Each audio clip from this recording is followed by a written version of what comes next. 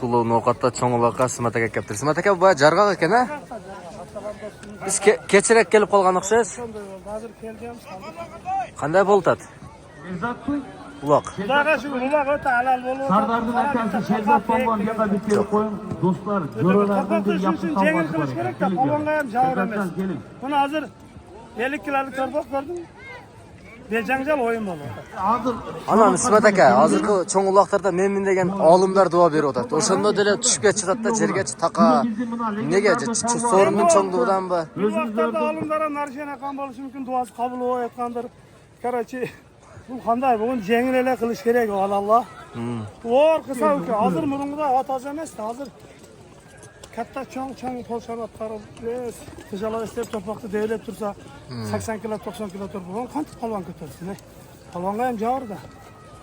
Anan otni kechga teletib turaverganning foydasi yo'q. Anan bir lansin qilib ishni yurgizib o'tibdi. Polvonlarda ham oyitda yuravergilar.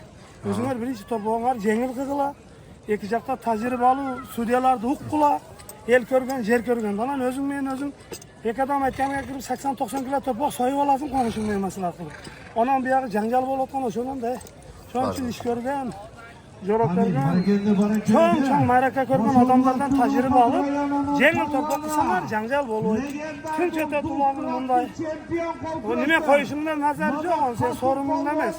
Cho'ng so'rim qilib, cho'ng to'poq tashlagandan qilganing yaxshi meniki. Erkakka jengil qil, o'yin qil, kulki qil. Shuni ham kim nima desa kommentariyat yozaveradi, biroq to'g'ri yozinglar. To'g'ri, ha? Yozinglar. Hali noma'lum Shommen asrda tug'ilgan yetimlar bor. Ularga можно yozaversin. Jazoirat. Ular liboy odamga yozadi. Bu jarg'aq qanday bo'ladi? Yuratib qo'ydingiz yaxshilar? Nomer adil. degan oti men ham Xudoy berdi polvon. Kapitan. Kapitan degan ot men Bu ham Xudoy berdi. qiyla ko'ndirib qoldingiz o'xshaydi. Yana ayol qiziq zo'n bo'ldi. Kel Xudoy berdi. Jamon ko'rma bilan bugun biz to'lqa duo Yigilik Ismat aka. Qolgan ishlar bor. Daima turli narsani yetkazgin elga to'g'ri bo'lsin. Bog'i to'y bersin deb duo qilamiz. Bugun Batken oblastdan siz jarangamiz Ismat aka. Bir mara yaxshi qilib. Abdul Ajakovning 70 yillik yubileyi bugun buna Sardarjon cho'ng ulab berib eldan duo olib qizlari bor, o'g'li yo'qdir. Yaxshi duo bering. Ismat aka keling. Assalomu alaykum muzoqlardan kelgan to'g'onlar. Bugun mana Sardarbek otasiga osh berib, otasini yo'qlab, ikkinchisi o'g'il niyatida uloq berib vaqtni polvonlarga shu tilagi qabul bo'lsin.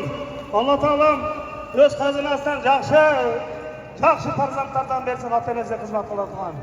Rahmat uka, doimo boshing biik bo'lib yuring. Alloh razı olsun. Молодец, savol sho'g'on bo'lgan mard. Rahmat. Jarg'at. İsmet aka, prizda olib qo'ying. Ismat aka, bor bo'ling. Habib uloq chopyaptimi? Endi bo'ldi. Ismat aka Alloh umr bersin. Mehmon qo'nog'imiz Qizilqiyadan keladi.